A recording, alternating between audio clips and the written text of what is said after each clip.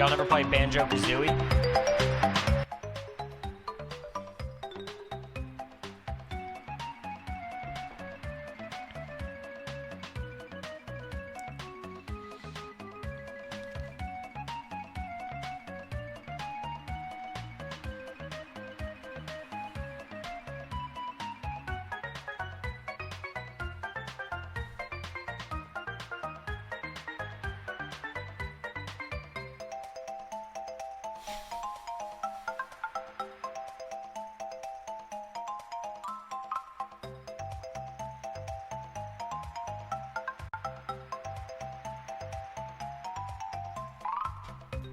Sorry, I spaced out. What's up?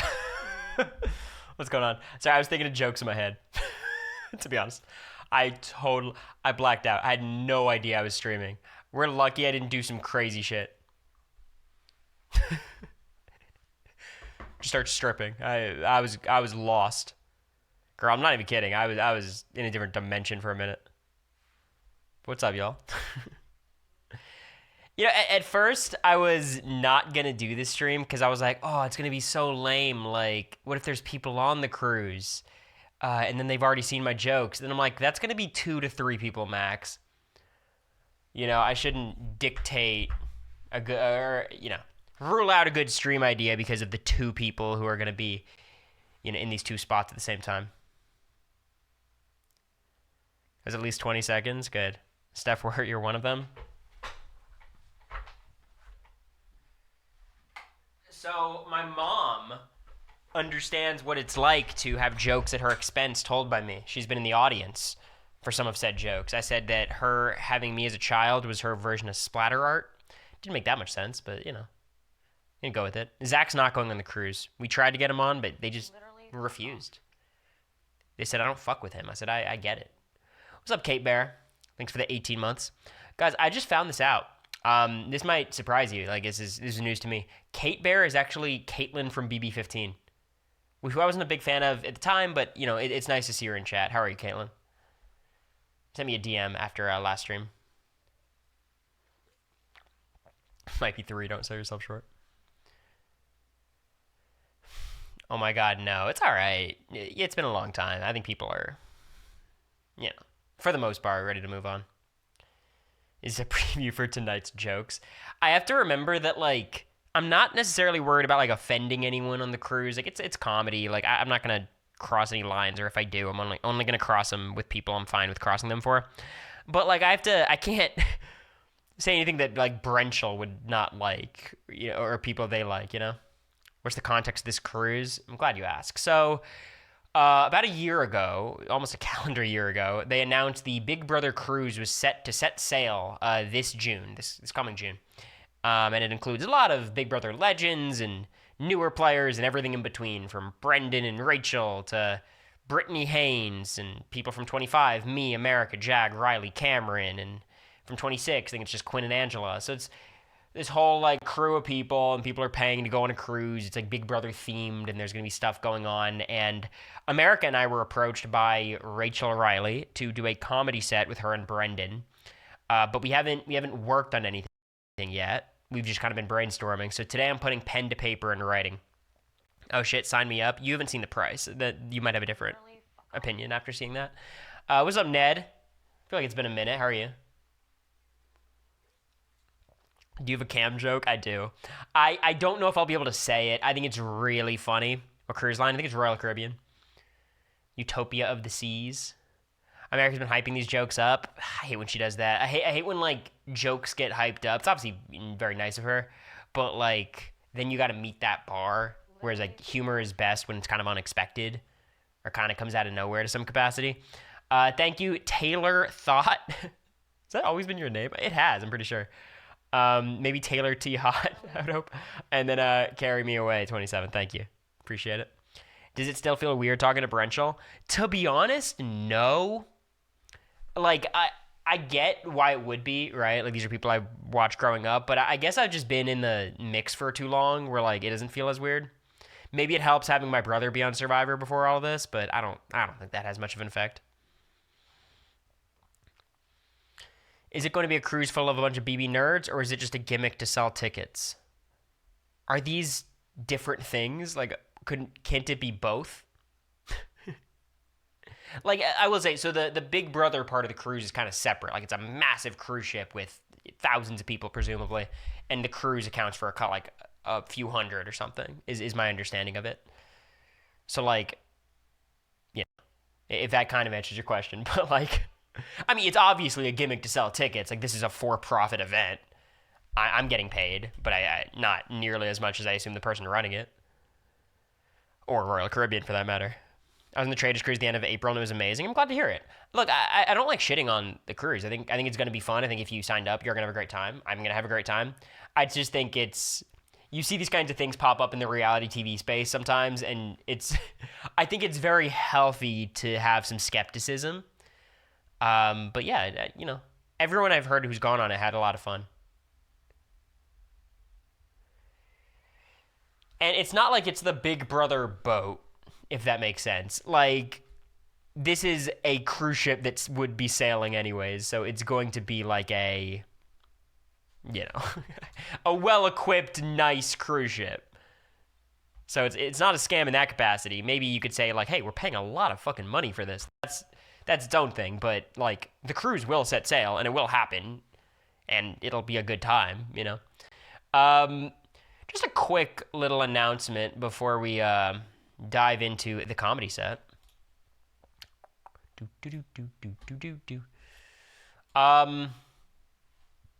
I have an AMA.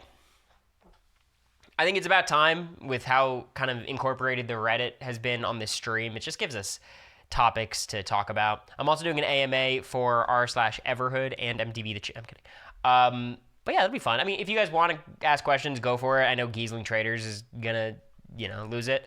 But also, you guys, I think more than anyone else, basically knows my opinions on all things Big Brother 25, 26, history. Like, I don't exactly... It's not really for you. It's for, like, whoever's on this Reddit who really hasn't heard from me, doesn't know exactly my thoughts on things. So that's one thing. Also, if you're on our Patreon, we're doing a Q&A. We're recording that probably tomorrow. So if you want to get your questions in, I think it's our 50th anniversary podcast, 51st podcast, some reason for celebration. There's been a lot of good questions already. So we'll be going over that. Are you able to stream yourself answering the AMA? In my opinion, that's a good stream. Yeah, I was thinking about it. It would be like a free stream like idea. I wouldn't have to do anything, just show up and answer questions. But I don't know. Like, I almost want this to be for the Reddit, if that makes sense. Like, not just me using it as a stream, but there's a good chance I'll stream it. It's not the worst idea, right? Can't wait for Giesling to just ask, like, are you and America still together? That would be a plot twist. It was funny. They asked me, like, is there any questions you're not willing to answer? I'm like, yeah, a lot of them. Like, there's a lot of categories that we have to rule out of things I'm not allowed to talk about, so I'm glad I got ahead of that. America's freaking out in the other room. I think there's a lot of developments when it comes to the birds on our front porch. Uh-oh. I think she's coming in to deliver the news. Maybe not? I don't know.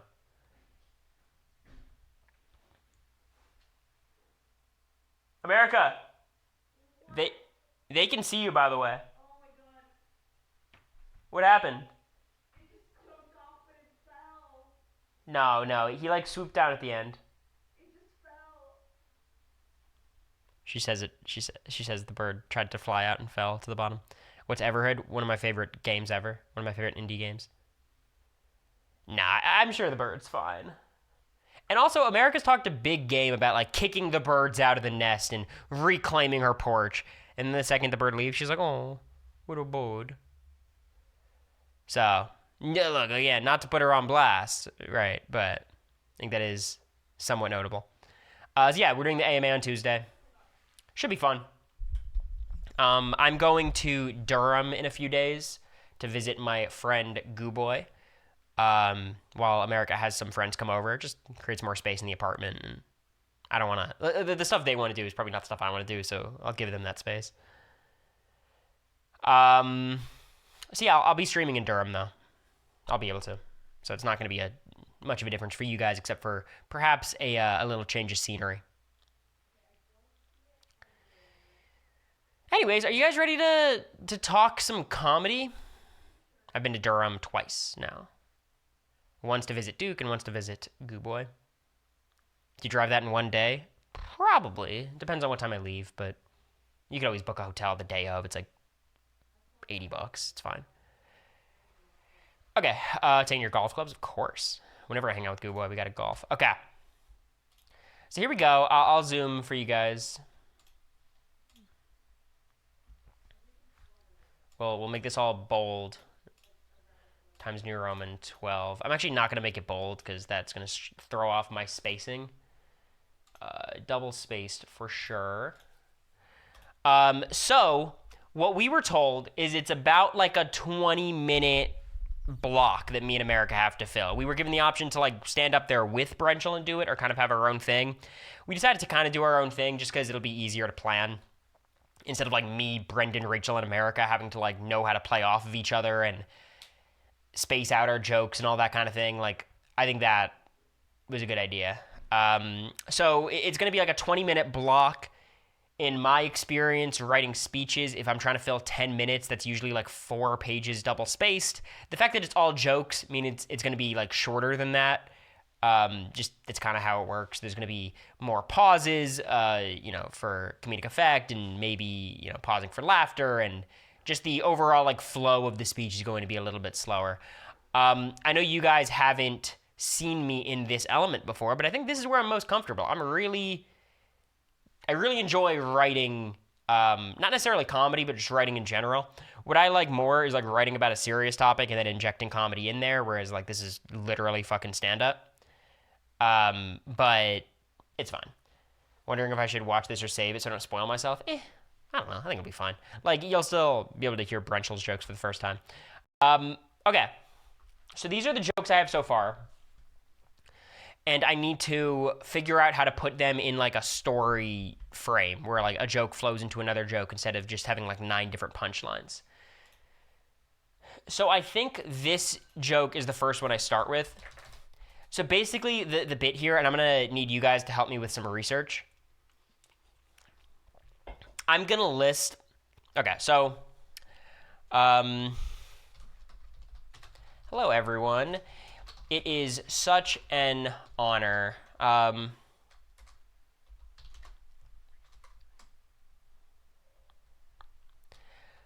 going to say I was branded as a bit arrogant during my season of Big Brother. But am I writing America's parts to do? No, I'm just going to write a lot, and then we'll see how we want to divide it, and if America wants to add a ton of stuff or a little stuff. I'm just going to try to put in a lot of usable content here. I was branded as a bit arrogant during my season of Big Brother.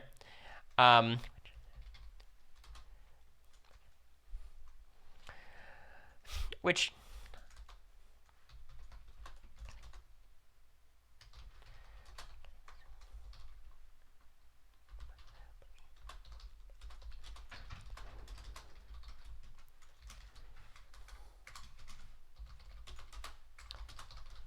Y'all are super lucky to be able to witness, not fitness.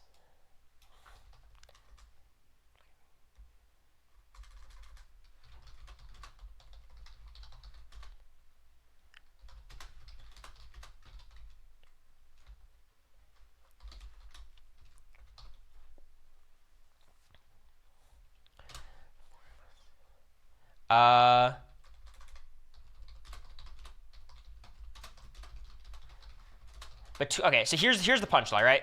Basically, what I'm going to say is, between the 4 of us, we have won 14 HOHs and 7 vetoes. I mean, that's Big Brother royalty there. Does that understand? Does that make sense? Like, that's kind of the gist, and then I'll be like, and to be more specific, between the 2 of them, it's the same number, minus 1 HOH. Like, that's kind of the joke. But you have to get there naturally. So can someone pull up... Who's my Big Brother historians? Give me the comp numbers for Brendan and Rachel. How many HOHs and vetoes do they have combined? Because I know the wiki can do this, but hey, I want you guys to be involved. / I don't want to do it. What's up, Tom? Brendan got 1 HOH and 6 vetoes. Okay. So it's 7 HOHs and 8 vetoes. I'm not talking about the night one comp. 7 HOHs and 8 vetoes. So between the 4 of us, we've won 8 HOHs and 8 vetoes. 6 and 2. Okay. We have won 8 HOHs and is it also 8 vetoes? So it's 6 and 2, yeah. 8 vetoes. 8 vetoes.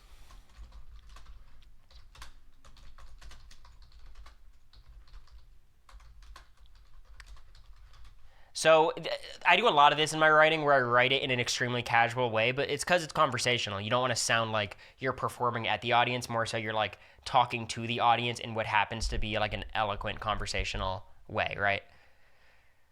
I think it's a really hard line to walk is when people write conversationally, but they're clearly like memorized and it's scripted. They have a very difficult time like acting like they're not just reciting a script, which I think is probably my biggest strength in speech is I'm able to like pretend essentially and make it come off pretty natural. Do you have any favorite comedians? Not, to be honest, I don't like stand-up comedy. I find it kind of corny sometimes. I like I don't even know. Like I'm not a John Mulaney guy. Pete Davidson has his moments, but yeah, I'm not a stand-up comedy guy. Um,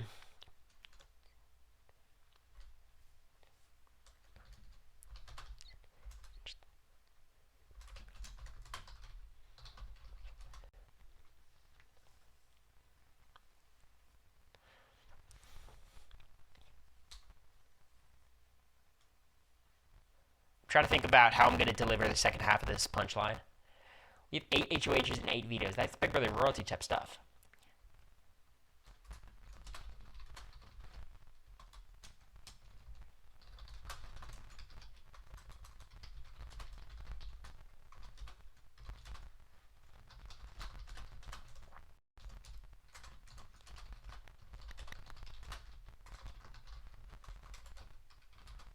I mean, yeah, Brent and Rachel account for 7 of the HOHs and all 8 vetoes, but Mike, gotcha.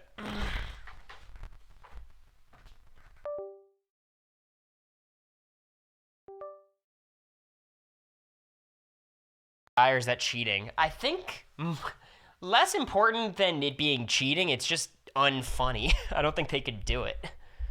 But yeah, no, I'm not. No, I would take that personally. Like AI can't do what I do. I mean, yeah, Brent and Rachel account for 7 of the HOHs and all 8 vetoes.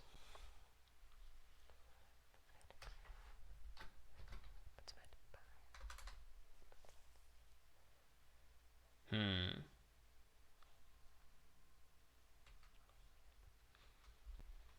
Hmm.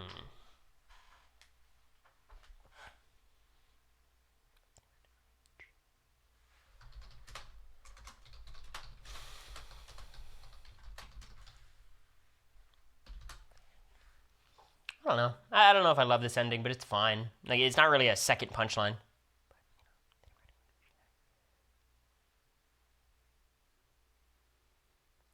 I will say, when you guys put jokes in the chat, even if they are funny, I'm not gonna put them in. Just a warning, okay? Just like I here's the thing. Again, I'm pretty arrogant, right? I try to be pretty aware of my arrogance. In this specific spot, I'm extremely arrogant. Like I was just the best at this in the world for like 3 years straight. like even again, even if your joke is funnier, I'm not going to take it cuz the ego will not allow it.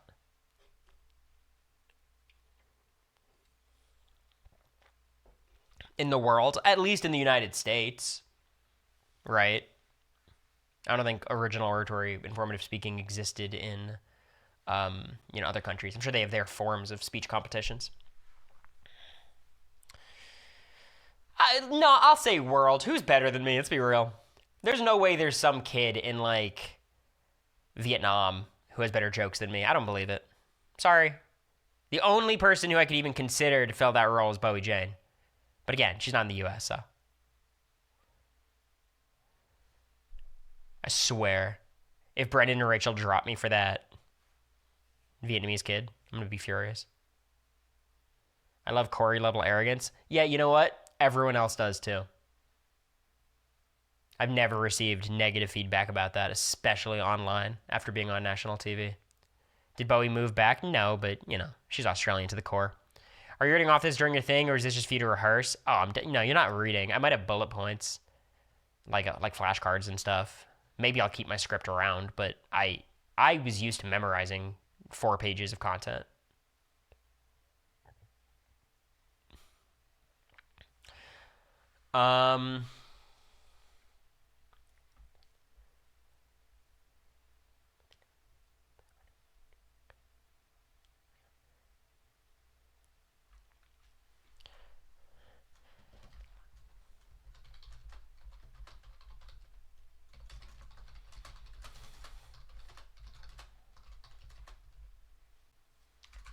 I'm trying to segue to the cuddling during competitions joke.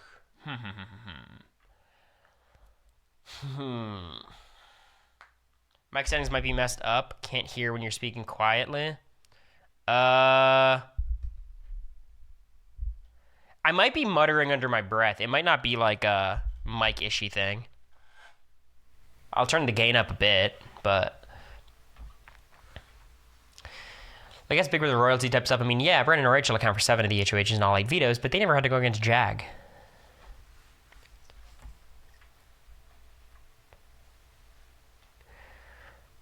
So basically, the cuddling at the endurance comp joke is going to be like, you know, in my goodbye message, Suri criticized me for cuddling with America during an endurance comp. And to be fair, Brendan and Rachel would have done the same thing if they weren't winning the endurance comp. You know what I mean? Like that's the place I'm trying to get to. But I could also get to this joke from this joke, which isn't entirely thought out how I'm going to do this one.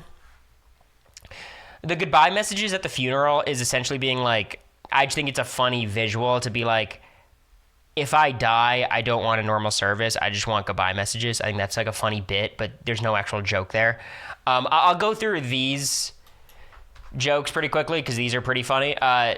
So you guys know during like roasts when they're like, oh, Tom Brady's here. Yeah, and then they roast him for a minute. I have 3 of those. And these are going to be really good. So like the Kaser joke is going to be like, has anyone hung out with Kaser yet? Anyone get a picture? And then someone in the audience is going to be like, yeah, I did. I'm like, oh, how was it? And they're going to say a little thing. And I'm going to be like, if anyone else wants to, see Kaser, make sure to do it quick. He will be leaving once jury starts. That's going to be the line. So I think that's a good one. I feel very confident about that. It's funny. That'll get laughs. It's obviously not crossing a line. So that's that joke. Are all these people guaranteed to be watching the comedy show? No, but like it doesn't have to be they're here in the audience. It could be like they're on the cruise, you know, that's fine. I assume most won't. It's at like 9:15 in the morning. People are going to be hungover. Will people be allowed to film? Yeah, I don't care. I'm sure someone will film. Probably my mom, to be honest. So the Cam and Howie joke, I think, is really funny. It's a little bit on the line of if I can say it. The Howie part I'm fine about. The Cam part, I think is even funnier. So basically, it's going to be like, I'm going to do that same kind of tone of like a roast of like, Howie's here. And then everyone's going to give a little bit of an applause, right? As you would at a roast. And I was going to say, no, there's no joke. That's just a warning to all the women in the audience. So that's that joke. Which I think is funny. And then the follow-up is going to be the killer, where it's going to be, all right, but, you know, so now that that's established, back to the jokes. Cameron's here. It's also not a joke. That's just a wording to Riley. That's the full, like, 2-tier, 3-tier joke.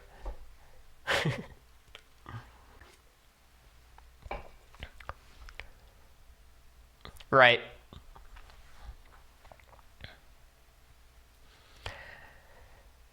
So, these two are linked together. The issue with Riley is that only feed watchers will get it. It's okay. It's all right. You know, if people don't get it, they don't get it. Like, it doesn't make it less funny. Like, obviously, you're writing jokes for an audience, so you have to make sure that they're somewhat accessible. But it's a Big Brother cruise. I'm not going to, like, censor myself to the casual opinions. So that's kind of what I'm working with right now. There's other topics I need to joke about. Like, in Big Brother, there's ultimately not that much to talk about, but, you know, I'll be able to figure it out. So I think I want to get to, like, we could do something off Jag.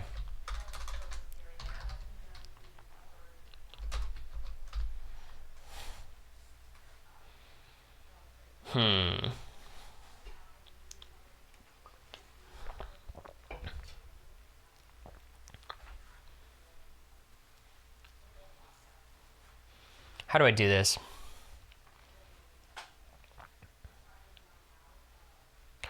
The Riley joke also works for Matt. Yeah, but Matt's not going to be there, unfortunately. Let's write out these other jokes just so I have them on the paper.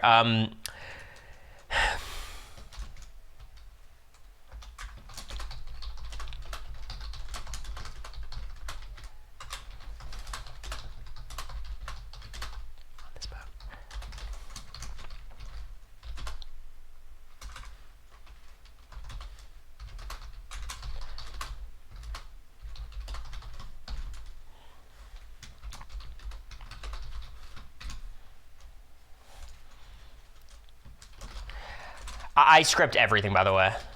Like, if things come up, I could improvise. I'm pretty good at that. But, like, I like knowing how the set's going to go.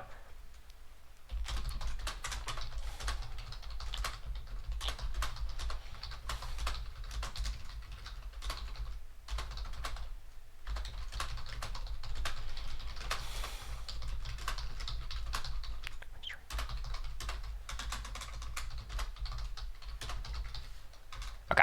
That's that joke. What if they aren't in the audience? I already talked about that, Lila. It doesn't matter. They're on the boat. So, like, they're here. It doesn't necessarily have to be, like, here in the audience. And also, I didn't even say that. You know, I said, like, this. Every single Twitch stream scripted. I have thought of jokes before and then, like, saved them for stream, but, yeah, that's about it.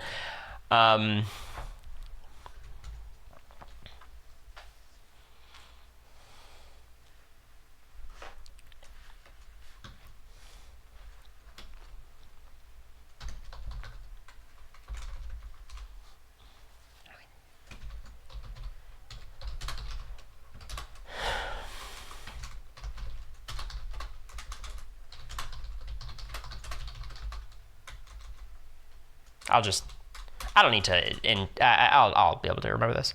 Flame Quinn for being a Twitch streamer. I feel good about Quinn because I could shit on him however much I want, and it's Quinn. Like, I don't feel bad. Because the thing about Quinn is no one talks shit about him inside the house or outside the house. So, like, I feel like I'm kind of a trailblazer in that way. Leaving before the jury starts. Uh-oh. See, this is the risk with jokes. There's always one person who won't get it. How many days in the cruise the comedy set? It's the last day. Like, the first 3 days, there's almost, like, nothing. It's, like, you just hang out on the boat, and then there's, like, group dinners. And then the final one is, like, meet and greet, Q&A. It's all these things. Comedy set. Trivia. So it's the final day. Which is good for me. Which is very good for me.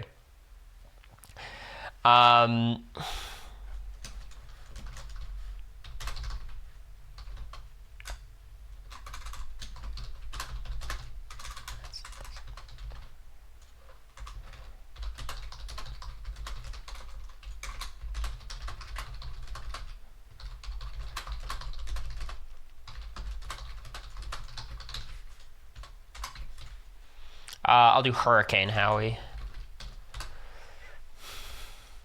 Start a rumor about two people hooking up.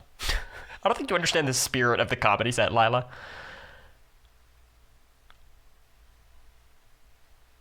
I kind of understand. The wording's a little bit, like... Yeah, I guess I just leaving before, right? It's actually it's a good note. No, he was right. He was right. He was right. I like what I said made sense too. Is just a little bit more ambiguous. Um,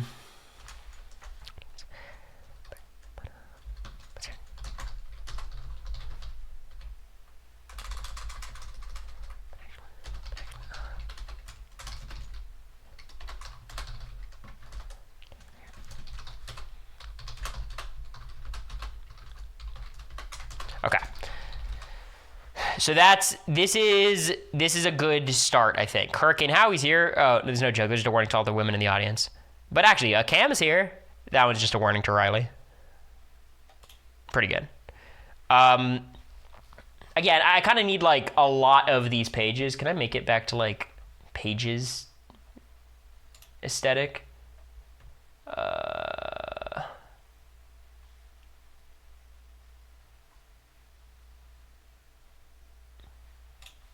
Okay. All right, now I have to get these jokes somewhere. So let's get rid of these.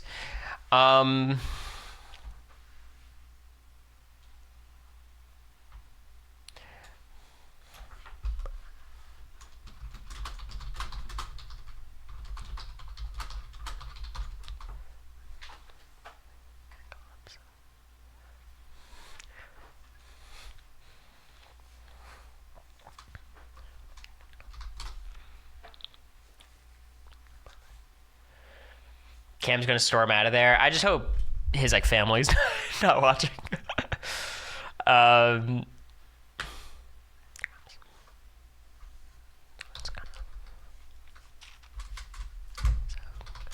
Again, like, this doesn't make much sense, but it doesn't matter. It's a comedy set.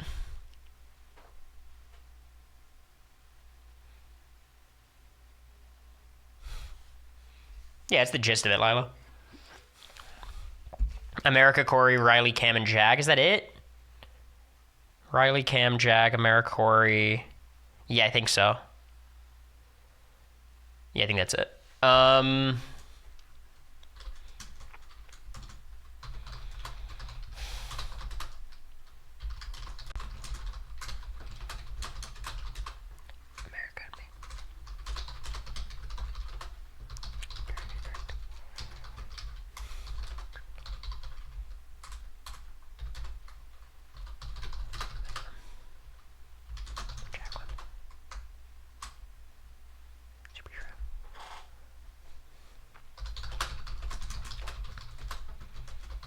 Nah, people don't care about the context. No one remembers.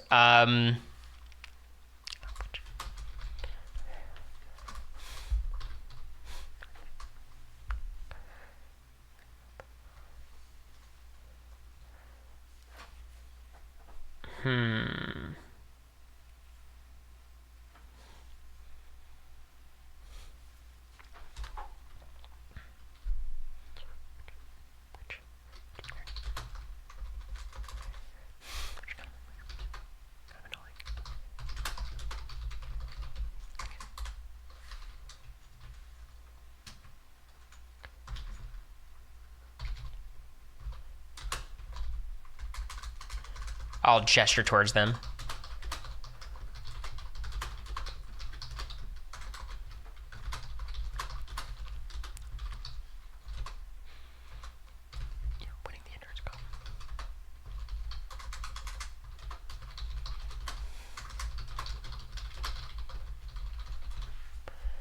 For cuddling,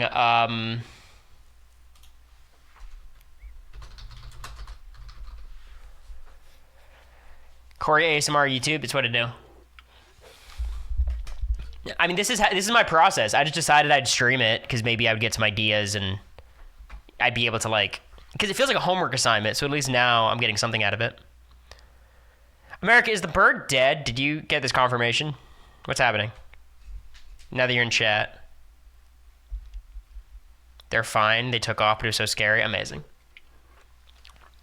I don't know if she's giving you guys the good version, and the truth is they're like dead, splattered on the pavement.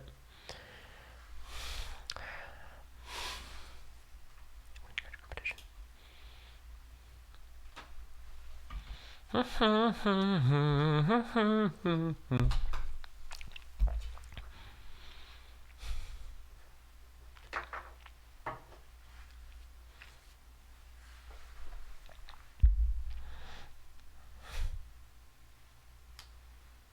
started climbing the railing, like muscling up, babe. It's kind of badass. I like that. Okay, how do I get... So what's the goodbye message eulogy joke? Like, what really is it?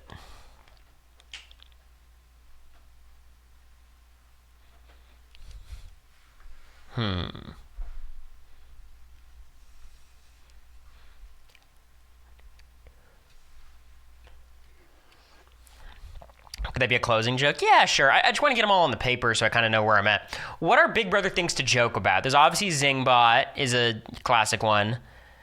Goodbye messages is a staple. Julie Chen, I don't exactly know how I want to handle that. Because I don't want this entire set to just be roasting people, right? It's kind of... It could come off the wrong way.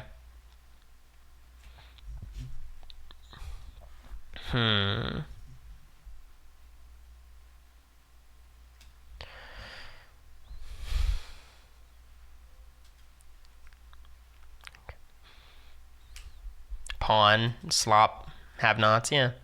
Do you already talk about who all is doing the comedy set? It's me, America, Brendan, and Rachel. Make a comment about her being Chenbot.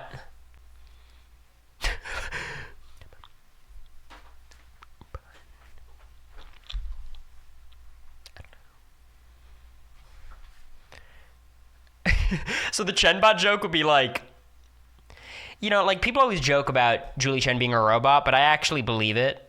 Oh, I would believe it, except for the fact, like, whoever made the robot, why'd they make her religious? like, what's the utility in that? You know. But like, is that crossing a line? Like, is that disrespecting the longtime host of Big Brother?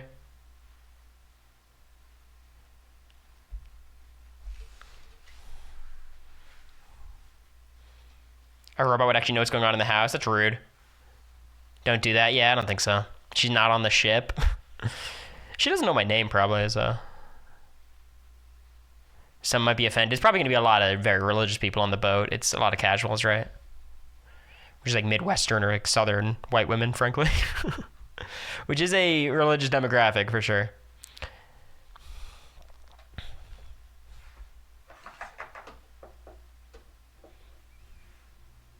Religion is touchy. Yeah, but it's comedy. Like, look, I mean... I'm not a proponent of like, oh my god, cancel culture is making it impossible to tell jokes, but generally, like, I think I have a pretty good read on things if they're crossing the line.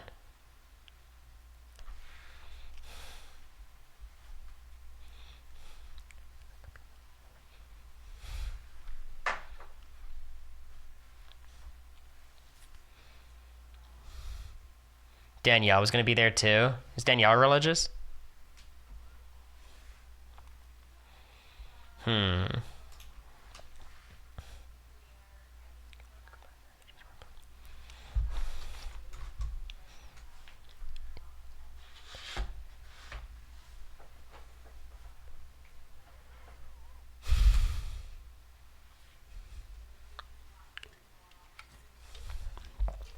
Traders, players, and the crews. Gotcha.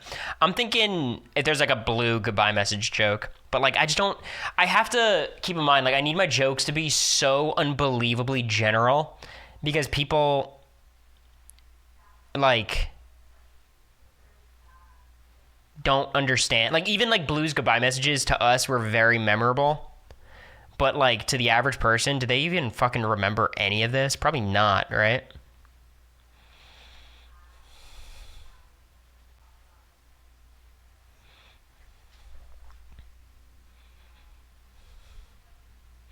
There's also, I think, a floaters grab a life vest joke for Rachel.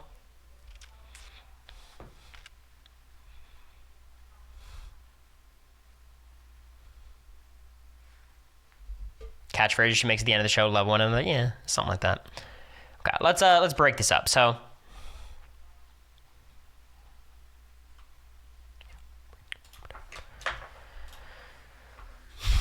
Do jokes have to be PG? No, not necessarily. It's just a weird vibe because it's 9:15 in the morning. You guys are going to have to accept that this stream is going to be a lot of me silent. Just thinking.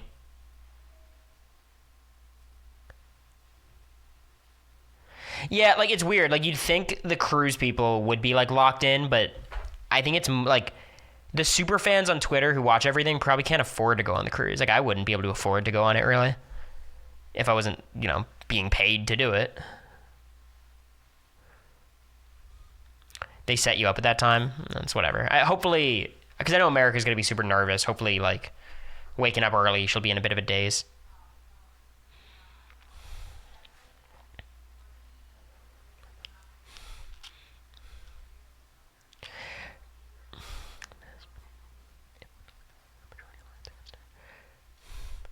Okay, there is a joke I want to say, but this is like dissing Rachel, which is not the purpose.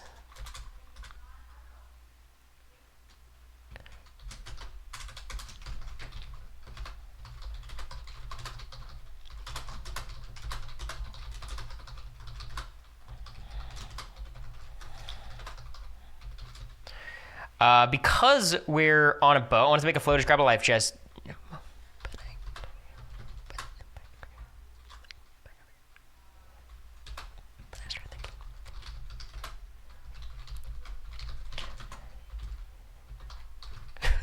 I'm not going to say this. I do think it's kind of just a funny thought, though. Like,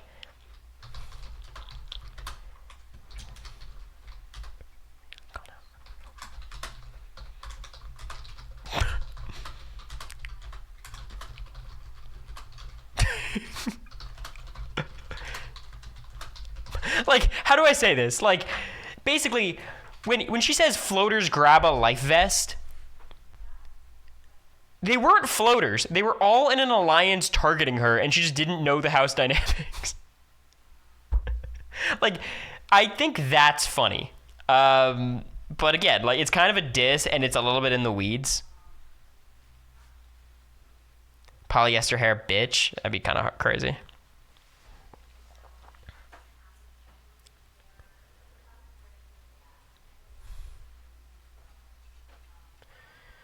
Kristen technically wasn't. She was affiliated with Hayden. Yeah, I mean, they were all orbiting the brigade. Is there something about, like, damn, Brendan, how did it feel to be the one fit guy not in the brigade? It's kind of funny.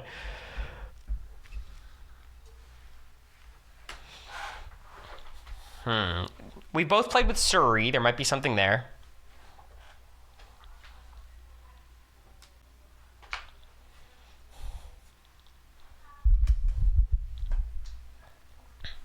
Crickets.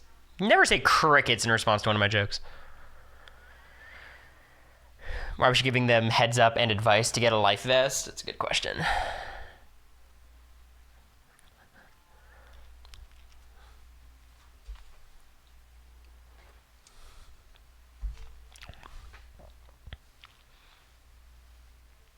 Back on Brenchel's good side, like Enzo is an easy target. I should just roast Enzo, you think, is the play? She didn't get to play with Surrey's son. Yeah. Okay.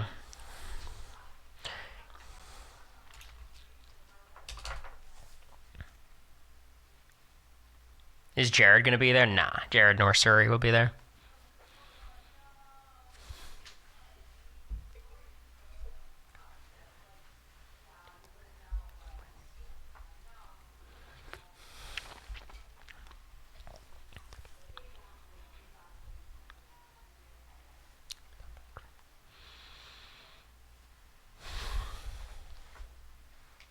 There's a Jared joke in there. I don't want it all to be just roasting someone. I was thinking, like,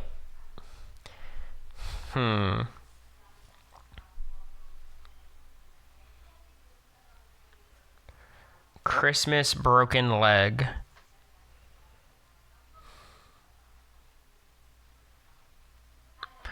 Name of Christmas's autobiography. Slip and slide. I go all over the map.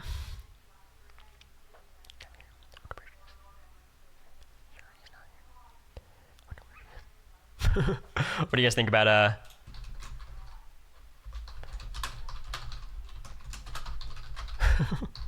Sri's not here. I wonder why.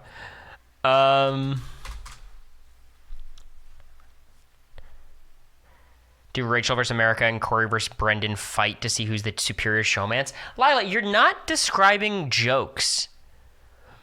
Both your examples don't... It's not even like they're not funny. Like, they could be funny. They just have nothing to do with the stream or the conversation. A mother and son in your season, and what would have been like to play with yours?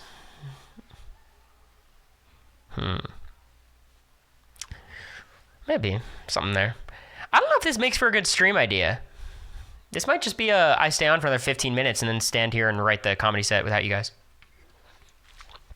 Not because y'all are doing anything wrong. But I feel like a pressure to entertain, if that makes sense, when, like, I really just need to be silent brainstorming. Probably should have came in with more ideas. But I'll sit here all night. I'll get it done. It's interesting watching the process. I'm glad.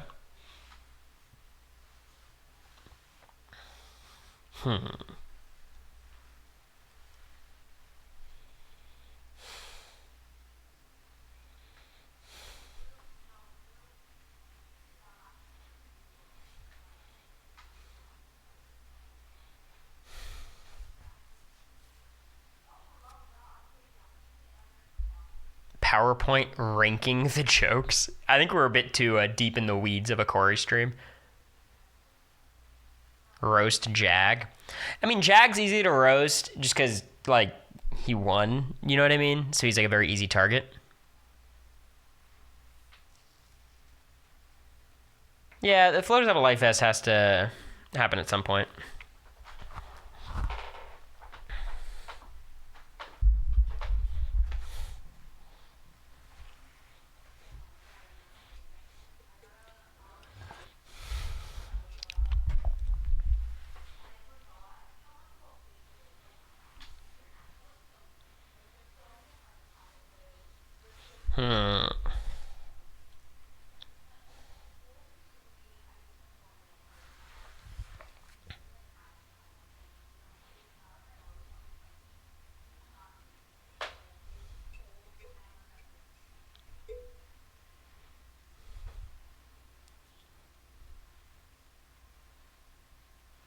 Brant Steele with the jokes being house guests. That's fire. Brittany being chained to Brendan somehow.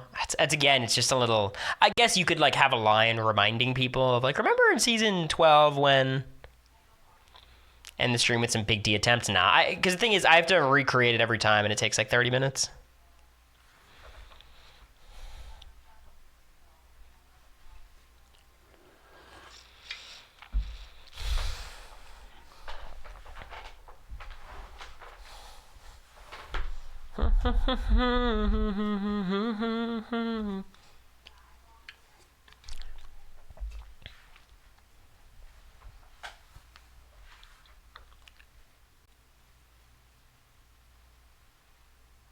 Dark joke about the guests falling off the ship. Yeah, I mean, that's just dark.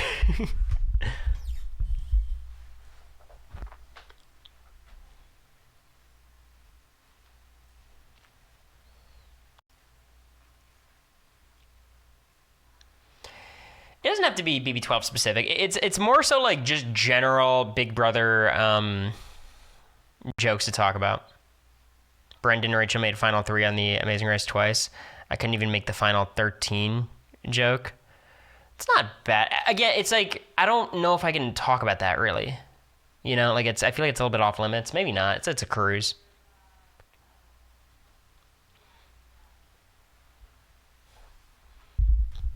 Now he won't use it. Exactly.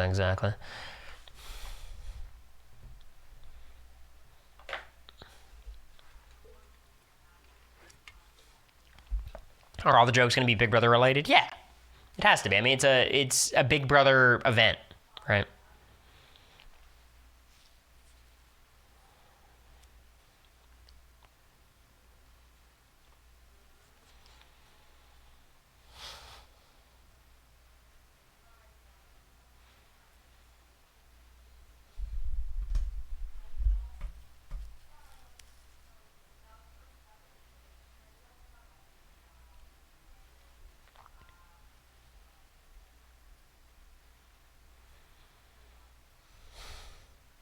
Make an announcement and send someone to the DR? What?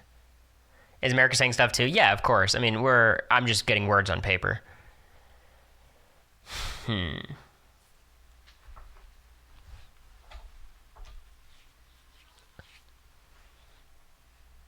feel like I'm getting spoilers.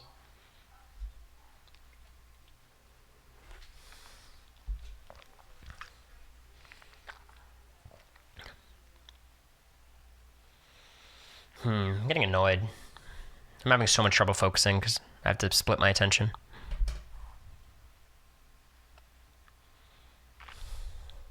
I'm gonna jokes on other house guests. I just don't want the whole thing to be a roast. I think that's kind of a dickish thing to do.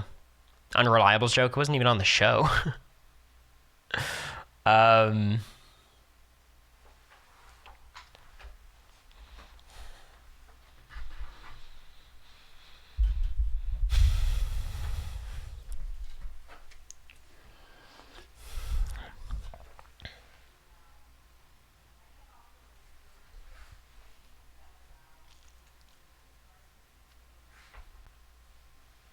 I think thing's off stream. Yeah, that's what I'm gonna do. I'd feel bad like turning on stream and then turning it off immediately.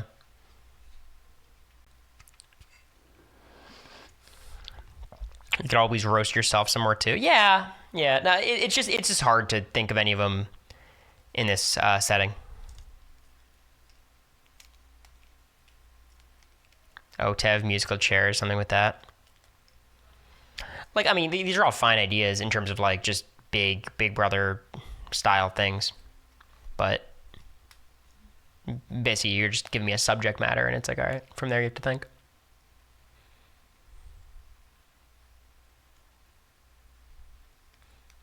Roasting BB fans like, wow, you guys really paid to go on a cruise just to see us kind of idea. I think that'd be super rude. Maybe there's a way to gracefully tell that joke, but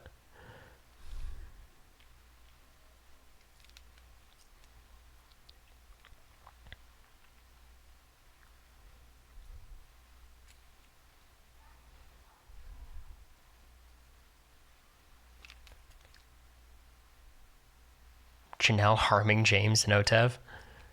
I think there might be a joke of like, you know, if you guys don't know, everyone who's on the cruise, it's Janelle's entire alliance and Rachel's family. I've said that many times, but I do think it's just a funny observation.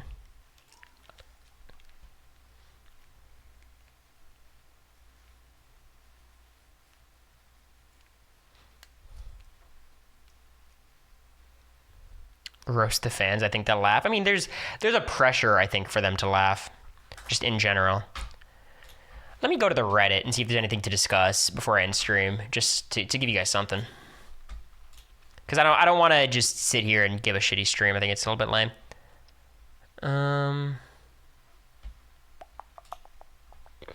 Brittany and Danielle are still going. I don't think Danielle is going anymore.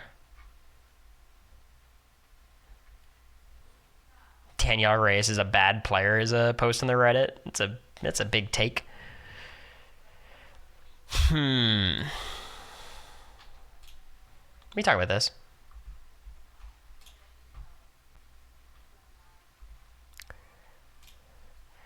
Overrated versus underrated finalists. I've talked about this before. I hate the idea of overrated and underrated. I think it's so stupid because like that relies on there being like a consensus of how someone's rated, which is usually not true. And whoever's making the post usually doesn't ascribe to whatever that majority opinion is. But like, I do think Will is an overrated winner by quite a bit. And I think Chelsea is like, okay, here's my question for you guys. What, in terms of, if you're ranking Big Brother, like, winning games, or let's just say winners, you're ranking Big Brother winners, what number is Chelsea? I'm curious, like, what if there is any sort of consensus about this. Because for me, it's like her winning game is better than Nicole's, obviously, but I think I would give Nicole the nod over Chelsea. Still. And it's not really Chelsea's fault. It's just she's got too big of a resume. Like, I think for me, it's like Dan is clearly ahead. Derek's clearly ahead. Andy's clearly ahead. Cody's clearly ahead. And then everything else is kind of a conversation. You know, like I think everyone else you could make a debate for. Her versus Will, I would tend to give Will the edge just because, you know, he has two pretty strong games. And then it's like Nicole and Tyler.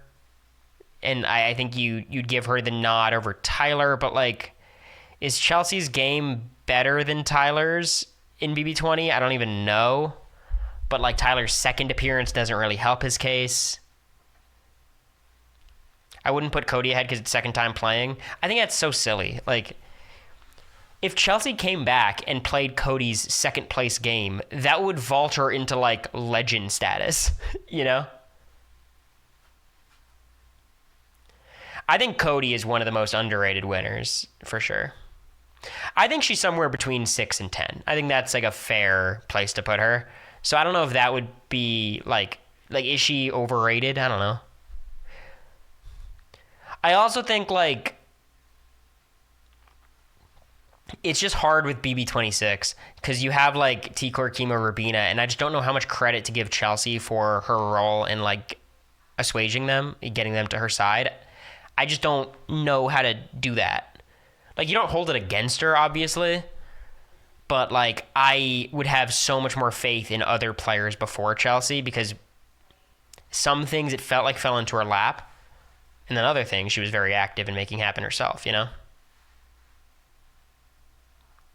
BB26 had no one strategic. I don't even mind that as much. It was just like this combo of like no one was strategic and like the non-strategic players just like arbitrarily decided to be loyal to Chelsea till the end. And maybe it's not fair being like arbitrary. Like it's not arbitrary, it's their social ability and stuff, but it just didn't feel that way watching the feeds. With Chemo and Rubina and even T-Core. Taking down Chelsea's game is really putting down the other players. Isn't her fault. No, it's not her fault. And like having how many seasons have like multiple good players? Like that doesn't happen. You know, like 26 I think was a pretty weak cast, but like the 25 cast wasn't that much better. 24 cast wasn't much better. 23 is pretty good, but like most seasons are pretty trash. You could argue the same for Andy's season. Definitely not. I mean, I think BB15, for what it's worth, had like a ton of savvy game players. Like a ton of people actively trying to advance their own position who are self-interested, willing to lie, play the field. They all just sucked, but I think it's like the exact opposite between 15 and 26. There's a Reddit post calling Derek F a criminally underrated player. I could understand it from the perspective of like the pendulum has swung too far into like he's the worst player of all time when like he's not. But I think it's like you have to make a lot of arguments in bad faith, being like he actually was not bad at these things, and like you could tell the person writing it doesn't really believe it. I think she could have gotten lazy with her non-strategic cast, but she always had her foot on the pedal and dominated. Well, that's not true. I mean, the first half of the game, the criticism of Chelsea is she's way too passive. Her and Brooklyn were just way too passive, and then they let Tucker take control of the game. And to her credit, when she was on the bottom is when she started playing more actively. But even, you know, she started slipping, like, you know, middle of jury with her Cam and MJ stuff.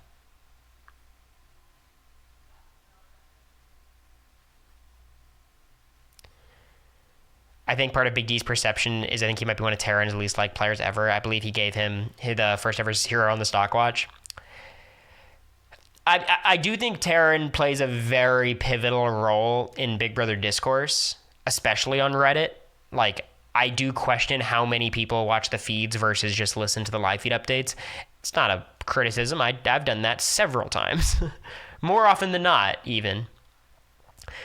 But, like, it could be in worse people's hands. Like, Terran's a pretty good commentator. Like, he has biases like everyone, but I think he does his homework, you know? I believe that if Big D wasn't on the cast, the alliance never gets formed. Yeah, I mean, that's not true, but I think the only time I've noticed, like, Terran's, it's not even like biases, like, he has a propensity to appreciate a certain kind of player, And I think that comes from watching Big Brother for so many years, where like the Cams of the world, Cam Sullivan Brown, usually will win out. So like when he's overvaluing Cam's game, it's based on historical precedent that he literally observed the year before. But I do think he tends to give more like to like prop up players who have a lot of win equity despite them doing nothing to earn that win equity. I also was thinking about like I don't know how to say this. I was thinking about Matt Klotz recently because someone mentioned him here. The more and more I stew on his game and think about 25 and like listen to podcasts, the lesser and lesser I think of him as a player. And I know you guys are glad. You guys don't like when I talk up Matt's game. But like, I think people very dramatically overstate the role that his goodbye messages and speech played. In general, his jury management. I don't think his jury management had really any effect on him losing. I think he was able to get away with playing the middle and just kind of lying to people and then getting back in with them because people underestimated him and in a lot of ways infantilized him. Some of that is because how he conducts himself. Like he has a puppy dog look to him, and obviously he's this conventionally, super hot white dude. Of course, him being deaf, I think, plays a role into that. I don't want to say Cameron thought he was this because he was deaf. But I think we all saw that, and I think to Matt's credit, he would certainly use that as a weapon in his arsenal, based in real feelings, of course. But he was not above being extremely vulnerable with other house guests, which was good, endeared him to others. But it built this perception of Matt where the same reason why he was able to get away with betraying people and then them coming back to him and, lying to people and then apologizing and playing it off as I don't know what happened. The reason why that worked is the same reason no one respected him at the end.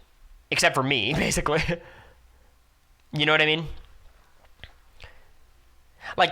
If he could have gotten jury votes, he wouldn't have been able to convince Suri and Cameron and Jared that he was just this dude who had no idea what was going on. Whoa, Anonymous. Thank God I kept streaming. Thank you, Anonymous, for gifting the 10 subs. The opposite problem you had, the exact opposite problem. Anonymous, what's going on? Let's see, who got some subs? Do I know any of these names? Livy's familiar. The Johnny Moe has been typing. Heidi. A couple familiar names. All I had to do was shit talk Matt's game and the subs started rolling in. Hell yeah. Hey, I got more to say. But thank you, Anonymous. I very, very, very much appreciate it. You're way too kind. Thanks. Thanks to y'all, or you. So let me talk about Matt for a second. Let me try to crystallize my opinion, or I guess, in conclusion, summarize my thoughts. People underestimated him the entire season, which allowed him to get away with things he shouldn't have been able to get away with. And as a result of being able to get away with things, he was never going to get anyone's jury vote because the perception of him was he was this shitty player. But if people viewed him as a good player, he wouldn't be able to get away with his gameplay. For me, I don't know how good of a player I was, but people certainly put me on a higher pedestal than they did Matt. They respected me within the context of strategy, at the very least. I'm going to keep this coming. And as a result, if I got to the end, I would have gotten all the votes. I believe I beat everyone except maybe Suri and Jag. I think I beat Matt, which might sound insane, but I really think Cameron did not respect Matt as a player at all. Jag would have voted for him, obviously. I think Bowie votes for him. Do I get Suri or Felicia? That's a little tough. I think it could be a 4-3 I lose. I just don't, Cameron kept trusting Matt inexplicably for no reason, and it's because he had no respect for Matt as a strategic mind. Which is why, when he comes to jury, he arbitrarily thinks Jag is the mastermind. Because everyone had a blind spot for Matt. Everyone. Do you really think Jag votes him over you?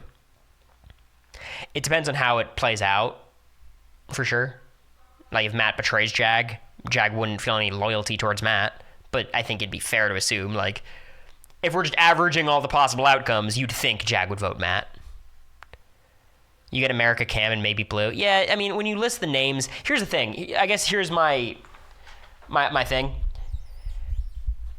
When you guys were counting the votes between Matt and Jag in your head before the finale, did you guys think Jag had a chance of winning? Because I'm sure in your head you're like, okay, he has Suri Felicia locked up. He definitely has Blue locked up. He definitely has Cam locked up. And he has Cory locked up, right? Wasn't that the thought? Literally, fuck off. Because like Suri and Felicia, obviously. Cameron always liked Matt way more than Jag. I guess some of the exit press probably changed those thoughts.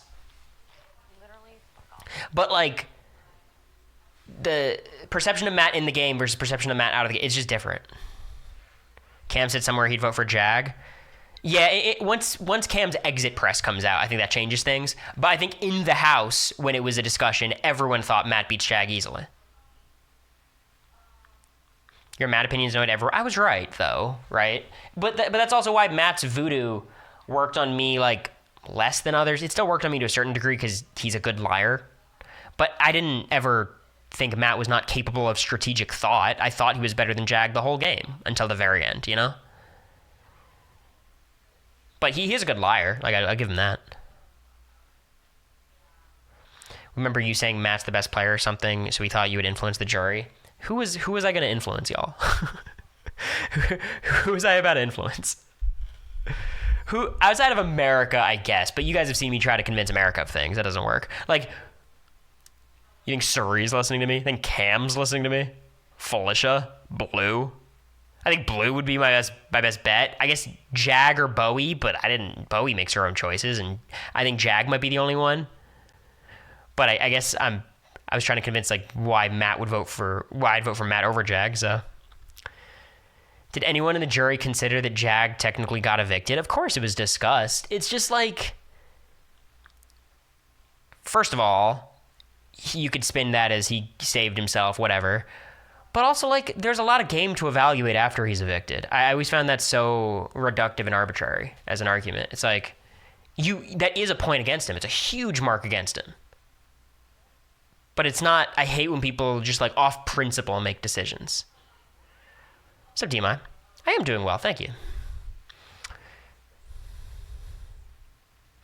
We did think the others would respect your opinion on the jury as a super fan. You have to understand, though, like, it's not just me and people in jury. It's, like, these specific people. Cameron hates me.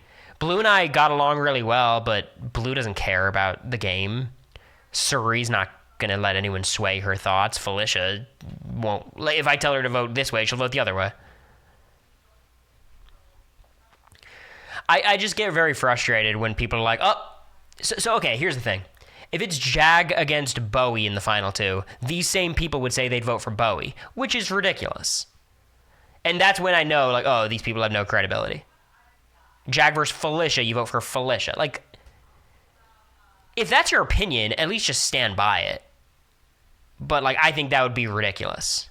Suri ruined your season? I don't think so. I think Suri made the season better. It certainly made my experience harder, and it made the game kind of ridiculous to navigate, but Felicia was never in the jury house? No, but she was at the round table. You think Matt would vote for Bowie if Jag cut him, or would it be unanimous? I think Matt would vote for Jag, and I think Jag would vote for Matt if either of them cut the other. I don't know the nature of their conversations, if they got, like, super, super personal, and then maybe there's, like, a emotional betrayal that they'd feel there.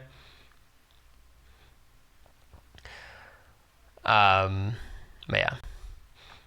I think Suri ruining the season, it's like, the best part of the season was when Suri was in charge. The best part of the season was when that power structure flipped. But, like, I think the problem is like, once Suri was out of power, she did, I think, become somewhat exhausting to watch. In the same way, like, me and America got exhausting to watch because we were just showmancing and Matt was saying all his shit and Cameron's Cameron. Like, I just think, you know, as much as she was trying to win, she wasn't really trying to win because she had no chance of winning. And if she gets to the final two with Matt wins. I'm sorry. Like, Matt's speech would not have been as bad because the questions would not have been negative towards Matt. They would have been like softballs. I would have voted for Matt unless Matt gave a terrible speech like he did.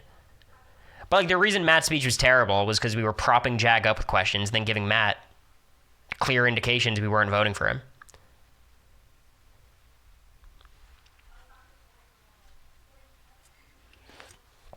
Kissing on the mic is traumatizing. I will say, and this is a little bit of TMI, but every ounce of sound that you hear from kissing is America. Because sometimes America, when we're kissing, would like stop making the sound and it gets really awkward. Like the smacking. But that's all her. So I like when she does it, because otherwise it's weird. Like, it's just silent. But that's her. Were Matt and Jag even besties, or was it just their alliance? No, they were besties. Yeah, I mean, I think Matt valued Jag particularly because Jag was like helping him out in terms of like filling him in on conversations. And Jag just, he was going to ride with his final two no matter what. Matt saved Jag, paths to power, so. Thanks, Kayla, for the 18 months. I appreciate it. Did you grow the stash for soundproofing? Exactly. Someone gets it.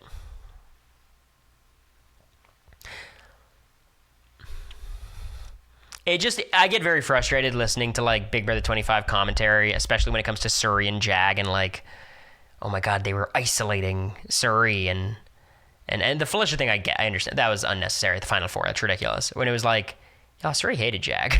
Like, Suri like came in a jury and was like, Jag's the best player by far. Also, I'm voting for Matt.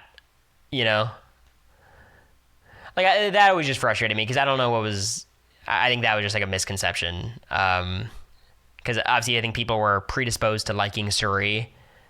And it just felt like even like Bowie and Suri, like Suri hated Bowie. Like, I just think there's like a balance that needs to be struck of like, if people hate each other, that's fine. You can't get upset about it, and it just so happens someone's in power. I think the other thing that was like frustrating, just like listening to commentary about the season, is like, when will any of these people make a move? Especially like, after Izzy flip, after Jared goes. It's like, what fucking move could I have made? I thought like getting rid of Mimi was as big of a move as I could do. Other than that, like I wasn't, like there was only one or two people who had the choice whether or not to make a move. And for what it's worth, didn't they make a move every time they possibly could have? Like, in jury, they backdoor Cameron, they backdoor me, they get rid of Blue. Like, what else were they supposed to do? Like, they made all the moves. It just was boring because it was the same people making the predictable moves. Are you going to be awake at 7 a.m. for Survivor 50 casting? I was thinking about streaming it. I think I will. I'll be up early. I think it's just a fun idea to be there live in a fun moment for anyone who wants to wake up for it. Get the damn suitcase, yeah. So I think I will be live.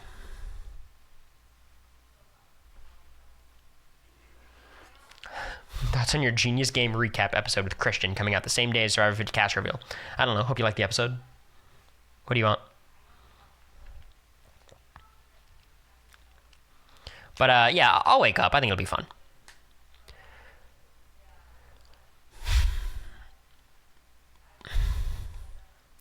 It's just so funny, like, reflecting on my time in there, where it's like, fuck. There was nothing to do the whole time. It's just like, okay, so one of the big criticisms is, like, not working more with Felicia and Mimi, but none of us won comps, and Mimi just didn't like me, which is like, okay, that sucks. Felicia didn't like... Okay, so then I'm supposed to kiss ass with Jag and Matt more. Well, they were going to keep me over everyone except Blue. Or even Blue, and then Blue wins a veto, and then like... Okay, so I should have roped in Bowie more, but Bowie never targeted me, you know? She wasn't, like, loyal to me, but, like, I was safe on her HOHs. And then it's like, okay, so I work with Suri. Oops, voted out her son. My bad. Okay. I work with Cameron. Ooh, no, he has a thing for America. That's tough. Like, I don't know. In some ways, it, like, puts me at peace, where it's like, okay, it kind of was what it was. Like, I guess the play is ride it out with the crossroads, I guess, is, you know. At least then it's like a whole different world. You know, you can't say there's no hope on that side because we know how little hope there was on this side. But obviously in the moment, it's the right decision. Is he talking to himself? Just, I mean, that's what streaming is. talking to yourself with chat injections every now and then. Vote Felicia instead of Mimi and then win HOH. Yeah, that's a real thing I could have done. Get out. Shit, who? Like, I win the final 7 HOH after Mimi's evicted, and then put up Matt and Jag. Jag wins the veto, and then what? And then I put Suri up, I guess. You have to do. You can't put Bowie up because they'll vote Bowie out.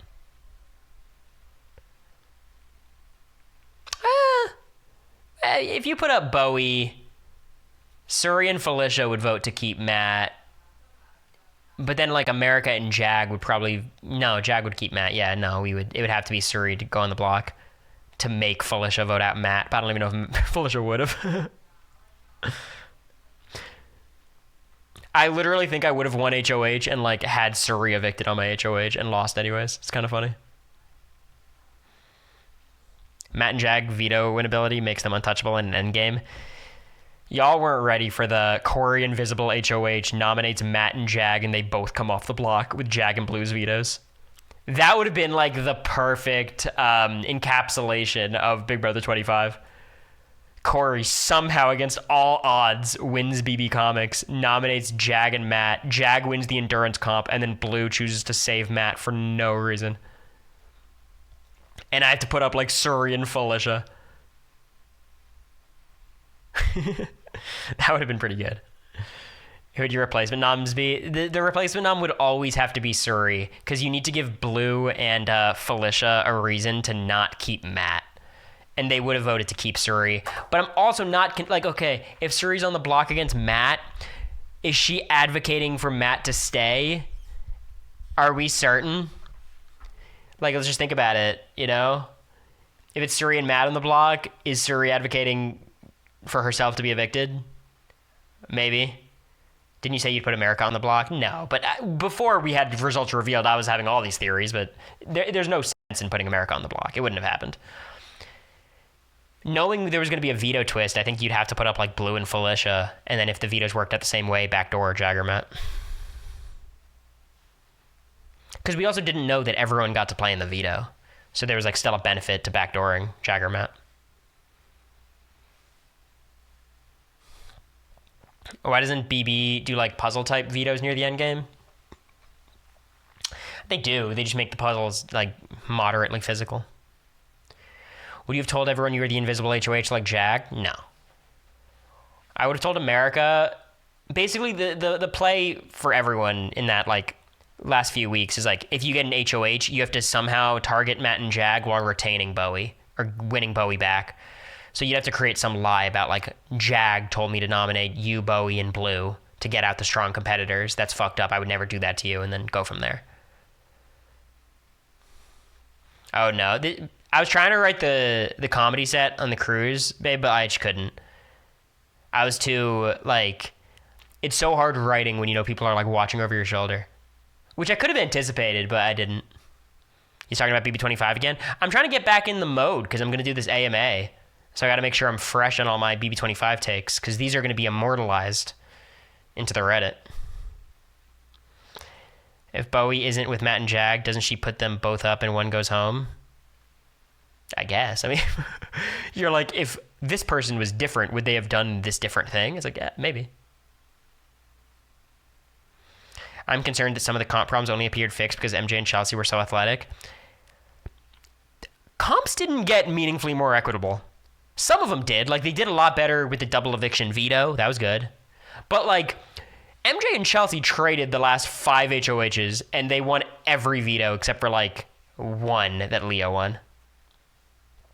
Yeah, sure, we've talked about it, Jacob. I don't know. A question for the ages, precisely.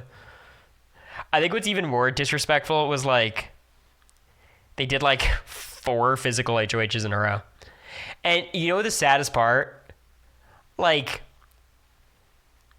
Felicia was the only one who could beat them in an equitable comp. Like, Suri couldn't. Like, even if it was equitable, Suri would still get last. So it was like, like that doesn't fix our, that doesn't fix anything. Double eviction, the chemo one, yeah. There was a, like, I guess here's my thought, right? In Big Brother 25, I'm counting all the competition. I'm thinking of them. I think there's literally a single veto that Suri could be competitive in. Same with Felicia, that Felicia could legitimately be competitive in. I'm not talking about win, but have a chance to win. And it was the tiny veto. It was the only one. The tiny veto is anyone's game. You know what I mean? Like, obviously it helps to have longer arms, but like, whatever. Every other one was running around. Like, it was Atomic Wedgie, which is like stacking and it flies you in the air and stuff. Then we have Twisted Tasks, a time veto. Week 3 was Cockadoodle Zoom, which is a fucking Olympic race. Week 4 was Cam's HOH, so it was that Artifact Stack, or am I missing one? Can't Win Buddy Ball, which is week 6. It's the Josh Duhamel. Then we do the Ball Pit. Literally, fuck off. Then we do the Haunted House. Like, there's just none of them. Anonymous, thanks for the 5 gifted. I'm telling you, as much as you guys might not like the discourse, Anonymous loves it. That's 25 gifted subs on the day.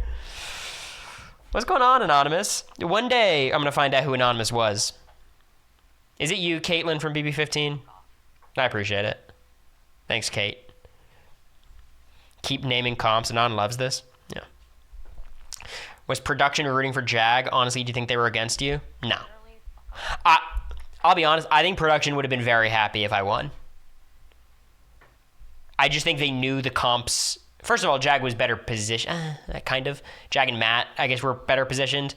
But, like, I got a good edit. And if they thought I was going to win, they would have given me a mastermind edit that I didn't deserve. But I think they were fine with me winning. I don't think that was a problem. I think they really wanted to prevent, like, America from winning. I don't think they particularly wanted Blue to win. Bowie. Outside of that, I don't think they cared. I don't think they wanted America to win because they viewed America as causing all the problems in the house, you know, by being harassed. They really wanted a you versus Suri moment. We had the moment. You know, I think they got that. But I do think they were able to read the room at some point and be like, all right, it's probably Jag, and they started giving him the win edit. Also, people like, there's a reason why Jag was the strategic narrator in the diary room. Because what the fuck was Matt gonna say? Like, Matt, like, Jag, for what it's worth, like, knows how to explain his game. Like, I don't think they had usable stuff for Matt or Bowie. It's also insane that they knew the comps were terrible and made changes the next season. I think it's a little overstated how more equitable 26's comps are, but I think in general they did a better job. It was an improvement.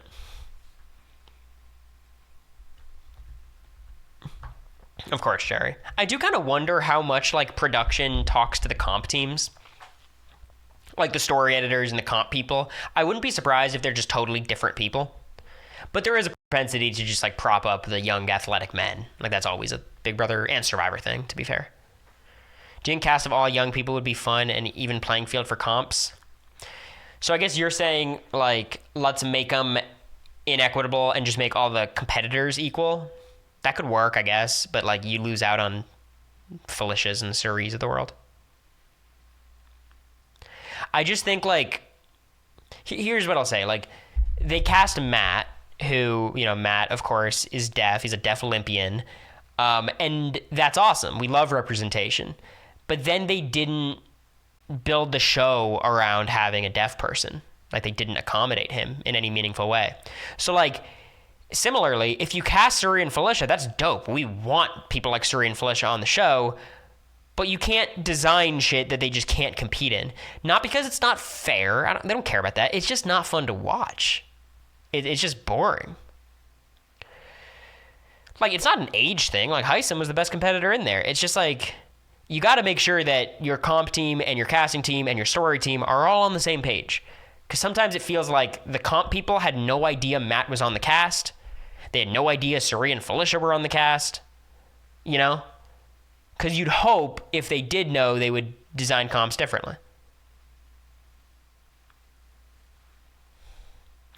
Yeah, and that's the other thing, Mountain Doof. I think you're right, where it's like people also underestimate how big of a deal it is that like some people are just better than others. Angela is just better at competitions than Suri, you know? Or even like Mimi. Like some people just kind of have that dog in them where they could just handle the pressure and execute. It like the problem is when you get someone athletic like Jag or like Cameron who also knows how to lock in, then it becomes kind of impossible. Tucker's like that too. Thanks Anonymous for the gift. I appreciate it. BB25 fan. Do you think comps are laid after the whole season in advance before the season? Yeah, 100%. I think they might make adjustments at times depending on like scheduling and if there's an ejection and stuff, but everything's planned. Twists as well. I think the only time I've been suspicious about like twists is like the Big Brother 9 Final 3, Rachel at the end of 13, maybe America's Player because it was all America's Vote stuff.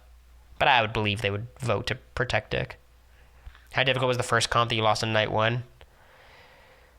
I honestly thought you could have won that one. I appreciate it.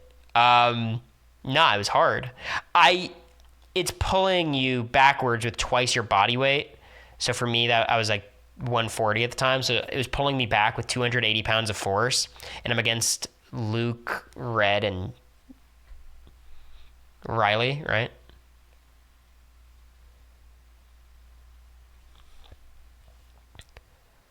And like the funny thing is for that comp, they told us to like make sure you're gripping the thing really hard before we say go, because it's going to start pulling you with the force the second we say go, and we don't want you to just fly off. That'd be lame and weird for the viewers. So like make sure that like you're holding on tight before we're starting.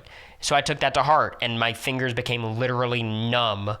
Like I was digging so deep into the grip that like I could not feel like both my index fingers until like week 7.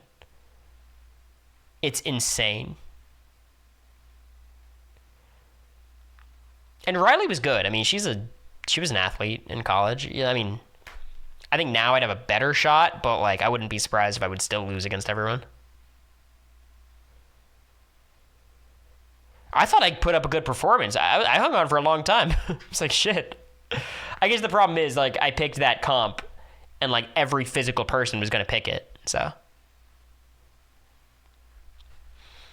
then I'm arbitrarily sent to the nether region. It didn't really look like it was pulling you. No, it was literally 280 pounds just yanking you the other direction to which you're holding on. Why'd you pick that one? There's not that much logic to it. First of all, I thought it would be more like a dead hang. I didn't realize it was horizontal. I thought it was like vertical, in which case I thought I'd have a better shot just because even like if you're a big dude, they're going to pull you with so much more force. And also, it's the premiere night. Like I wasn't worried about going on the block. I thought it was just for HOH, and I wanted to win the first HOH, but it's the day of. You're like whatever, and I just wanted to get through the day where I was like, okay, I can't screw this up. Like all I have to do is hold on, and then I'll drop at some point and lose. That'll be fine. Whereas like with the puzzle, it's hard to put myself back in that headspace because obviously like I'm more comfortable with that stuff now. But you're like, I'm on live TV. I don't want to embarrass myself and not know how to do the puzzle or something. I know how to hold on to something, so I could just do that, and I'll lose. It's fine. Will you make a winner pick once 50 cast comes out, and if you predicted who you think will be on? I'm down to do a winner pick. That's fine. I'm not going to do a cast prediction because I think I know a little too much, like just hearing rumors. But honestly, I kind of know what everyone knows at this point. It feels like, people are talking online.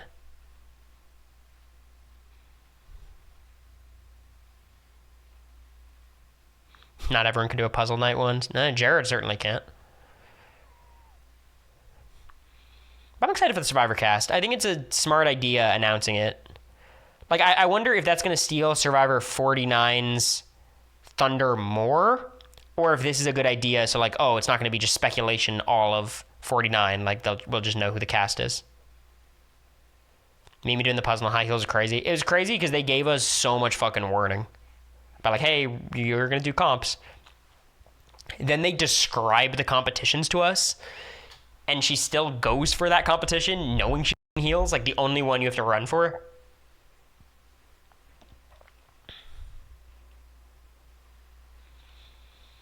I mean, Ghana, they've done that before with like heroes, villains, like Russell, or like Karamo and Malcolm. Like, it's fine. They just won't tell us.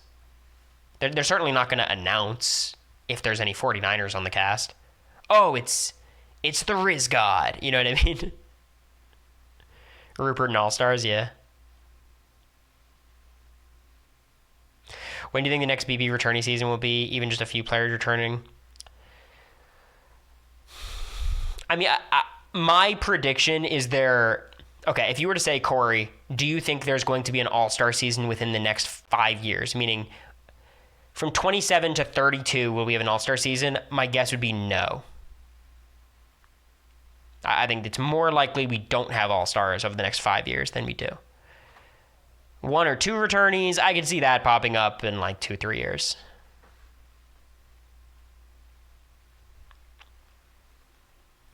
Season 30, I could see it. I feel like we have enough evidence to know that they don't give a fuck about milestones. Their All-Star season was season 7. It's kind of random. Season 10 had nothing special about it. 15 had nothing special about it. 20 had nothing special about it. 25 had nothing special about it. I want to know if any of Eliza's info I've seen posted is true. My gut with Eliza is just... be skeptical, generally speaking. But yeah, I'm sure she knows some stuff, but just generally. I'd love to see a second chance this season. They would never do that ever. I promise you, Big Brother will never do a second chance this season. Like the reason they would do an all-star season is if they want to help ratings, and if they want to help ratings, like, here's the thing. You guys understand who would get called for All-Stars 3, right? It's going to be like Janelle for the 5th time, Rachel, and then there'll be like Tucker and Jag and Chelsea, and like these people, the Amazing Race people. But like, they're going to keep going back to the familiar names because like my dad knows Janelle. My dad wouldn't remember Eric Stein. Like, we're just kind of in this, like, internet bubble where we know more stuff. They have to be happy with their ratings. They're adding another show for the week. Yeah, it seems like the show is doing quite well. But again, like, All-Stars 2 only happened because COVID. Like, it wasn't even a planned All-Star season. Frankly, like, they might do an All-Star season the next time they have a shitty casting cycle. If they feel like, we don't have a good cast, maybe then they do it. You'd be great on second chances? I don't think so. I don't think my game translates super well to a second time. Also, I am not extremely well connected, which would be extremely important. Shima's not making it. I think it's unlikely. The people who would really appreciate second chances are going to watch anyways. Yeah, like, you don't got to appeal to the super fans. They're going to be there no matter what. You got to try to get, Mara Sue, who hasn't watched Big Brother in 5 years. You're trying to get her back, not keep Cory watching. You have the one connection that matters, Bowie Jane. God. They should have Bowie host a comp. I think she'd be a really good comp host. And you could build, like, something around DJing. I think it'd be fun. Screw Mara Sue. Hey, careful. It's my grandma's name. That's why I used it. How dare you? How dare you? The fact they didn't use her for DJ Scroogey is fucked up. How many did she host in 25? I think only one, right? She hosted Cockadoodle Zoom. Did she get another one?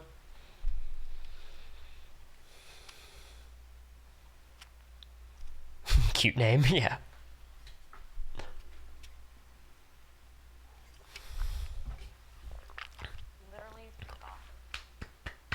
Let's go anonymous. Is it just me or am I cooking this stream? Am I on fire? I feel like I'm just doing a cash talking to the audience kind of type beat. But I guess I'm just killing it, huh? Thank you, Anonymous, for the, what was that, 30 gifted over the stream? 30 big ones? We're almost at 300 now. 281, pretty good. I appreciate it. What time's cash reveal on Wednesday? It's early. It's like 8:30 a.m. Eastern or something. 8 a.m. 7 a.m. Eastern, so that would be... Oh, God, that would be 6 a.m. Central. Shit. That is early, huh? 8:30 a.m. Eastern, so it'd be 7:30. That's not that bad. Okay. That's not as bad. I could do 7:30. 6 was pushing it. I want to do what Anonymous does for work to get all that coin. What do you mean? We know exactly what they do. They go on reality shows and win. Thank you, Jag, for the gifties. It's on the morning show, right? I'll be streaming it, yeah. I think I want to. I think it'd be fun. It's also like, I like when streams fall into my lap. Like, I don't have to plan anything. Just show up. Also, I'm driving that day, so I'll have to be up early anyways. I'll probably just like sleep, wake up, and then drive. Kind of ruined Second Chance theme as well, since people technically were on reality TV twice. I guess. Second Chances is just like a Big Brother fan fiction thing. I think CBS actually doing it would be against the spirit of like why they do returning seasons. Survivor did it, and they made like an event out of it with like the voting and shit. I would die if Big Brother did that. It'd be miserable. Anonymous gifted I am Jag. What did I say? What did I say? I knew it. But thank you, Anonymous, for the 31st gifted sub, or 32nd gifted sub of the night. Huge. I hope Rob C is on. Me too. I think it'd be a fun celebration of the series. I just think it'd be like, what the fuck do you do with Rob as a player? It's like, you're not going to vote him out early, but you're obviously not going to let him get far enough. So I feel like it would be a tough thing for everyone else to maneuver. Anonymous B, my sugar daddy, give me a sub. Lila's not even subbed. Yikes. Kidding. No pressure. You say you don't have any connections, but you know how to navigate the pre-jury phase really well, and you adapt. I appreciate that. But like, I think it's much harder to navigate when relationships have existed for years before. Like, there's not as much maneuvering as you can do. Basically, you'd have to frame yourself as like, you know, everyone's got vendettas against everyone, and you're gonna need me to like break up these groups of people. I'd have to enter that mercenary phase super early, and that's kind of shitty. There's certain, like, all my friends, the problem is, like, I wouldn't be cast with them. Like, Bowie wouldn't be on if I'm on, Quinn's not on. If Quinn's on, I'm not on. America probably wouldn't be asked for this kind of thing, even though she should. I wouldn't be asked either, to be clear.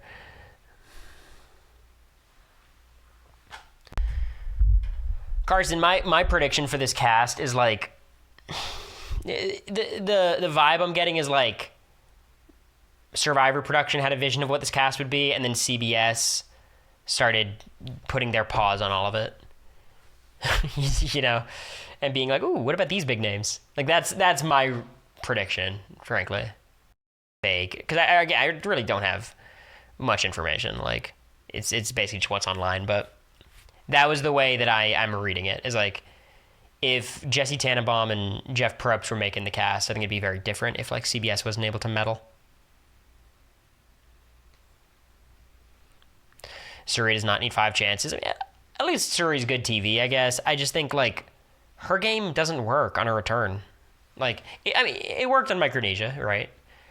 It's just like, she's going to do well. She's not going to be out early. She's going to get pretty deep, and no one's going to take her to the end because it'd be so stupid. Like, why would you take Suri to the end? You could take her to the final 4 for all you care. Like, it doesn't matter.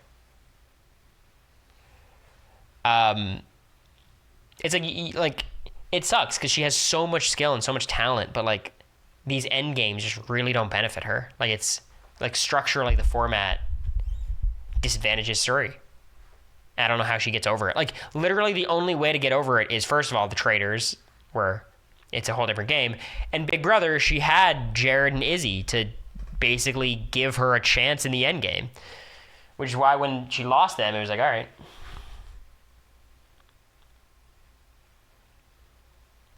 How would Suri do on the Genius? I don't think super well. Like, she's not good at that. she's extremely intelligent and she's smart with strategy and she's socially the best there is. But like, in terms of like the I don't think she'd be good in death matches, I guess is what I'm saying. And in terms of like the main matches, she would need like a Hyunmin or like an Andrea or Izzy or someone there to like do the strategy parts of it, like the in the weeds kind of stuff. I'm obligated to always root for Suri. Suri's not like a bad person. There's no reason not to. She's a very likable presence on these shows too. Christian and Dwight are my top picks from Survivor for the Genius. Yeah, I think Dwight's probably that person. I think Charlie would be really good too.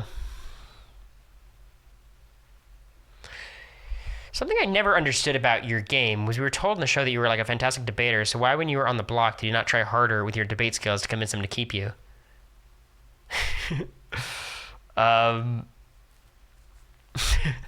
Sorry, I have to like recalibrate to answering a question from like I forget that like I was portrayed as like the debate genius, you know?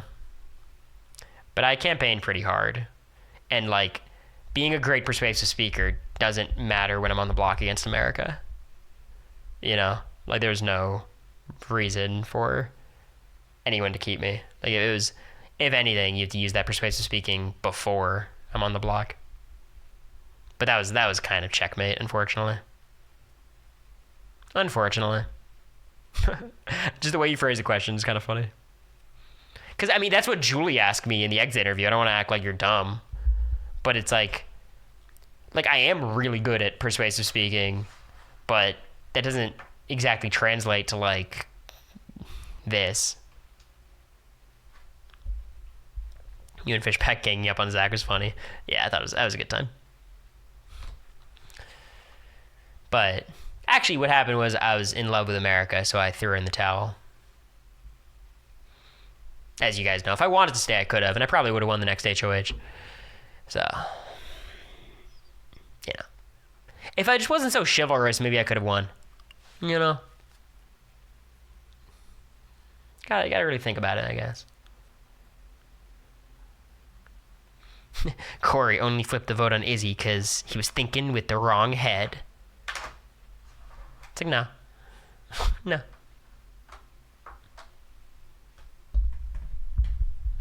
Iconic tweet, though.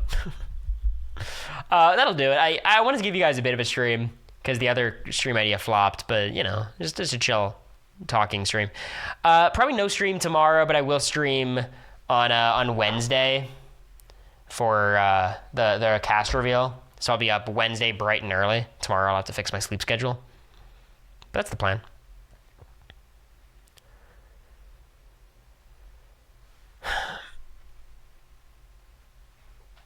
But that factor at least 1%. Yeah, I mean, it was essentially, that was like the gist of it. It was like, they're going to vote out Cameron, Jag, and America, then what? Like, what do I do? But I think it was less so like, they're trying to break me and America up. I can't have that on my watch. I'm assuming Q&A podcast tomorrow. Yeah. Yeah, that'll happen. Jacob responded. I just feel like you could have used your persuasive speaking skills more, though. That's all. Yeah, I guess so. Okay. I mean, again, I did try quite a bit. I certainly did a lot of talking in that house. I think, here's what I'll say. I think most people's criticism of me is not that I talked too little and tried to persuade people too little. I think the bigger criticism would be you talk too much / your pitches were bad. Like, I've never heard the, Cory, you should open your mouth more. Yeah, and America makes a good point. Like, I wasn't allowed to keep campaigning once Bowie told me to stop. Like, what was I supposed to do? Disobey? Like, that doesn't sound like me. Especially when a powerful woman is telling me something. I feel like it's my duty as a feminist to just listen. To take a seat back. People like me have spoken long enough, you know? It's time to sit back and listen. Your jokes hurt your game too often. Can we stop pretending like anything hurt my game other than competitions? Because look, all my mistakes happened, and they were real, and I fucked up so many times. I did so many things poorly, but none of it mattered. So, you know. Oh, if only Cory did, you know, twists. Even the twist didn't matter. Like, the twist not happening, we still would have the same comp outcomes. I didn't want America out, by the way. Cory was just my favorite on the season. I wanted him to win. I appreciated Jacob. Here's what I'll say. If I'm on Big Brother again, I'm going to speak extra persuasively for you, okay? Deal? We go with that? Does that sound like a plan?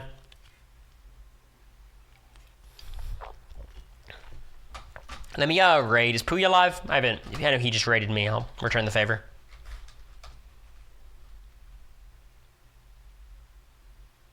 This channel has follower or sub only. Well, go in there and follow him. Is he not live? He's not? Well, that's awkward. Let me cancel that. Who lied to me? Dwight? I'll raid Dwight.